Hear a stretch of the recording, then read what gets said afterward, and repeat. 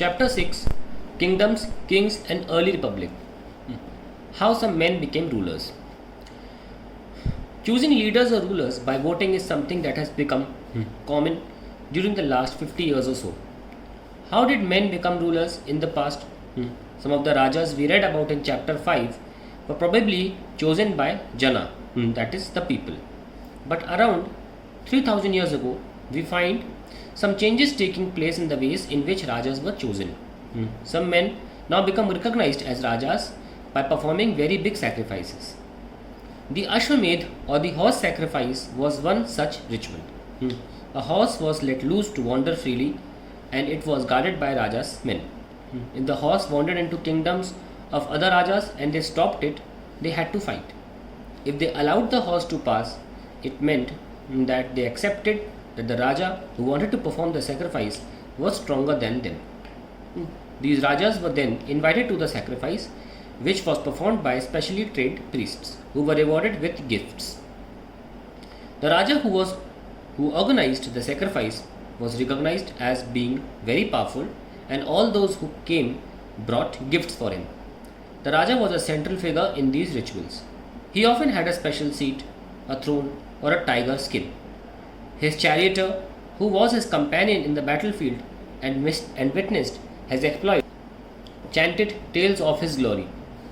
His relatives, especially his wives and sons, had to perform a variety of minor rituals. The other Rajas were simply spectators who had to sit and watch the performance of the sacrifice. Priests performed the rituals, including the sprinkling of sacred water on the king.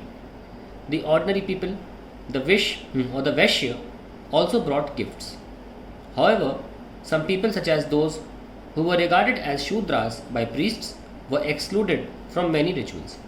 Varnas. We have many books that were composed in North India, especially in the areas drained by the Ganga and Yamuna during this period. These books are often called later Vedic because they were composed after the Rig Veda, about which you learnt in chapter 5. These include the Samved, Yajurved and Atharvaved, as well as other books. These were composed by priests and described how rituals were to be performed. They also contained rules about society. There were several different groups in society at this time: priests and warriors, farmers, herders, traders, craft persons, laborers, fishing folk, and forest people. Some priests and warriors were rich, as were some farmers and traders. Others, including many herders, crafts persons, laborers, fishing folk, and hunters and gatherers, were poor. The priest divided people into 4 groups called Varnas. According to them, each Varna had a different set of function. The first Varna was the Brahman. Brahmins were expected to study and teach the Vedas, perform sacrifices, and receive gifts. In the second place were the rulers, also known as Kshatriyas. They were expected to fight battles and protect people. Third were the Vish or the Vaishyas. They were expected to be farmers, herders, and traders. Both the Kshatriyas and Vaishyas could perform sacrifices. Last were the Shudras, who had to serve the other 3 groups and could not perform any rituals. Often, women were also grouped with the Shudras. Both women and Shudras were not allowed to study the Vedas. The priest also said that these groups were decided on the basis of birth. For example, if one's father and mother were Brahmins, one would automatically become a Brahmin, and so on. Later, they classified some people as untouchable. These included some craft persons, hunters and gatherers, as well as people who helped perform burials and cremations. The priests said that contact with these groups was polluting. Many people did not accept the system of Varna laid down by the Brahmins. Some kings thought they were superior to the priests. Others felt that birth could not be a basis for deciding which Varna people belonged to. Besides, some people felt that there should be no differences among people based on occupation. Others felt that everybody should be able to perform rituals, and others condemned the practice of untouchability. Also, there were many areas in the subcontinent, such as the northeast, where social and economic differences were not very sharp, and where influence of priests was limited. Janpads. The Rajas who performed these big sacrifices were now recognized as being Rajas of the Janpads rather than Janas. The word Janpad literally means the land where the Jan set its foot and it settled down. Some important Janpads are shown on map 4, page 57. Archaeologists have excavated a number of settlements in these Janpads, such as Purana Kila in Delhi, Hastinapur near Meerut, and Atranji Khera near Itah. The last two are in Uttar Pradesh.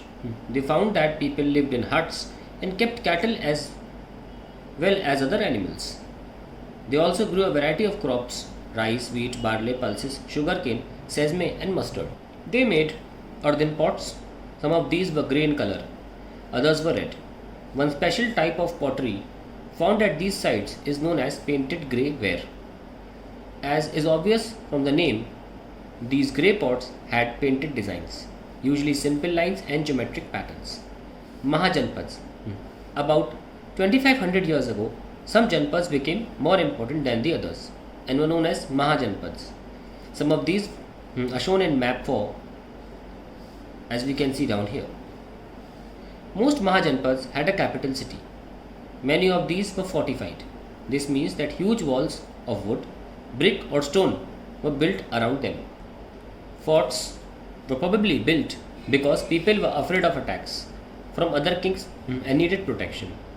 It is also likely that some rulers wanted to show how rich and powerful they were by building really large, tall and impressive walls around the cities. Also in this way, the land and the people living inside the fortified area could be controlled more easily by the king. Building such huge walls required a great deal of planning.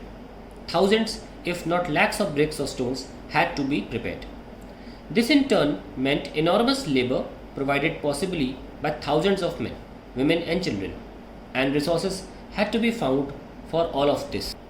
The new Rajas now began maintaining armies. Soldiers were paid regular salaries and maintained by the king throughout the year.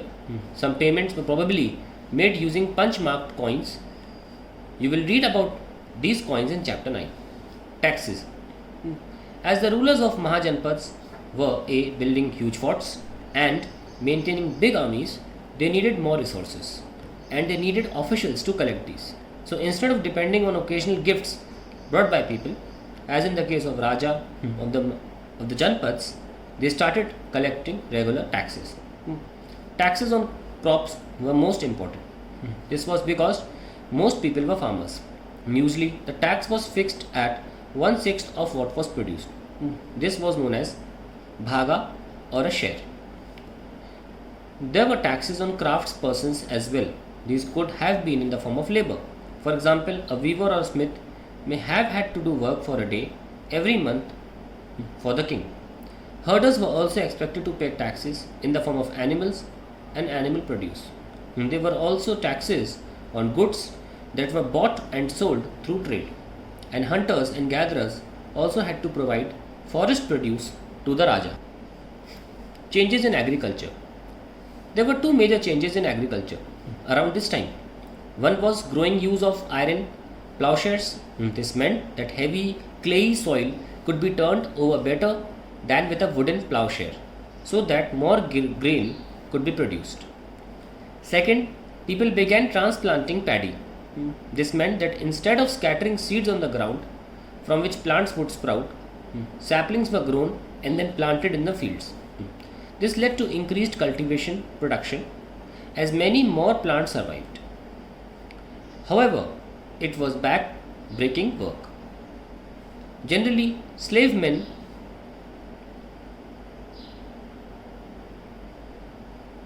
changes in agriculture. There were two major changes in agriculture around this time. One was growing use of iron plowshares. This meant that heavy clay soil could be turned over better than with a wooden plowshare, so that more grain could be produced. Second, people began transplanting paddy. This meant that instead of scattering seeds on the ground from which plants would sprout, saplings were grown and then planted in the fields. This led to increased production as many more plants survived. However, it was backbreaking work. Generally, slave men and women, dasas and dasis, and landless agriculture laborers had to do this work. A closer look, Magad. Magad became the most important Mahajanpad in about 200 years.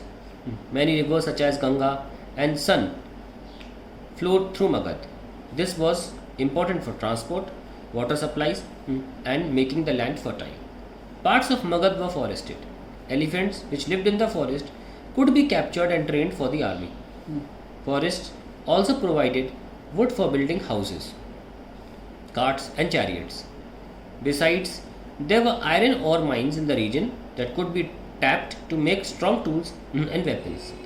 Magad had two very powerful rulers, Bhimbisara and Ajatasattu, who used all possible means to conquer other Janpads. Mahapadmananda was another important ruler. He extended his control up to the northwest part of the subcontinent.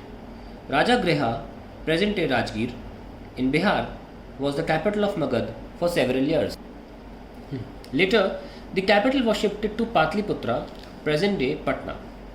More than 2300 years ago, a ruler named Alexander, who lived in Macedonia in Europe, wanted to become a world conqueror. Of course, he didn't conquer the world, but did conquer parts of Egypt and West Asia, and came to the Indian subcontinent, reaching up to the banks of Beas. When he wanted to march further eastwards, his soldiers refused. They were scared, as they had heard that rulers of India had vast armies on foot soldiers, chariots, and elephants. A closer look, Vaji. While Magad became powerful kingdom, Vaji, with its capital at Vaishali, Bihar, was under a different form of government, known as Gana or Sangha. In a Gana or a Sangha, there were not one but many rulers. Sometimes, even when thousands of men ruled together, each one was known as Raja. These Rajas performed rituals together. They also met in assemblies and decided what had to be done and how, through discussions and debate. For example, if they were attacked by an enemy, they met to discuss what should be done to meet the threat. However, women, dasas, and kamakaras could not participate in these assemblies. Both the Buddha and Mahavira, about whom you will read in chapter 7, belonged to Ganas or Sanghas. Some of the most vivid descriptions of life in the Sanghas can be found in Buddhist books. The meaning of Gana is used for a group that has many members. Sangha means organization or association, or we also call it Sangh. Ajatasattu and the Vajis. Ajatasattu wanted to attack Vajis. He sent his minister named Vasakkara to the Buddha to get his advice on the matter. The Buddha asked whether the Vajis met frequently in phone assemblies. When he heard that they did, he replied that the Vajis would continue to prosper as long as they held full and frequent public assemblies. They met and acted together. They followed established rules. They respected, supported, and listened to elders. Vaji movement were not held by force or captured. Chaityas, local shrines, were maintained in both towns and villages. Wise saints who followed different beliefs were respected and allowed to enter and leave the country freely. Rajas of powerful kingdoms tried to conquer the Sanghs. Nevertheless, these lasted for a very long time, till about 1500 years ago, when the last of the Ganas or the Sanghs were conquered by the Gupta rulers, about whom you will read in chapter 11.